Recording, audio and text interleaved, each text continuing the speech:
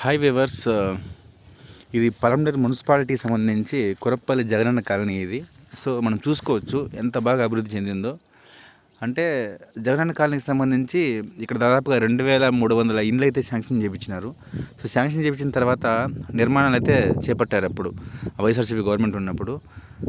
అది కూడా ఒక చెరువులో లేఅవుట్ వేసి ఇక్కడైతే ఇల్లు నిర్మాణం చేశారని చెప్పేసి ఇక్కడ స్థానికులు మనకు చెప్తున్నారు. అంటే చెరువులో లేఅవుట్ వేసి నిర్మాణం స్థాపించిన చోట ఏ విధంగా ఉందో మనం చూసుకోవచ్చు. వర్షం పడిందంటే అది చెరువు కాబట్టి చెరువుని తలపిస్తుంది. అట్లాంటి చోట పేదలకైతే ఇండ్లు ఇచ్చేసి ఈ విధంగా అయితే రెడీ చేశారు. మరి ఎక్కడ చూసినా కూడా ఏ కాలనీకి కానీ ఒక రోడ్డు సౌకర్యం లేదు, అలాగే తాగడానికి నీళ్ళు లేదు. వాళ్ళ ఆవేదన ఏ విధంగా ఉంది అంటే రాత్రి సమయాలు ఏదైనా ప్రమాదం జరిగితే కూడా మమ్మల్ని పట్టించుకునే దిక్కు మాకు లేదని చెప్పేసి కూడా వాళ్ళ బాధను వ్యక్తపరుస్తున్నారు. మరి ఏదేమైనా కానీ ప్రజల పట్ల అది నాయకులు ఎటువంటి నిర్లక్ష్యప్రాయంగా ఉన్నారో మనము దీన్ని బట్టి తెలుసుకోవచ్చని కూడా మనం చూసుకోవచ్చు.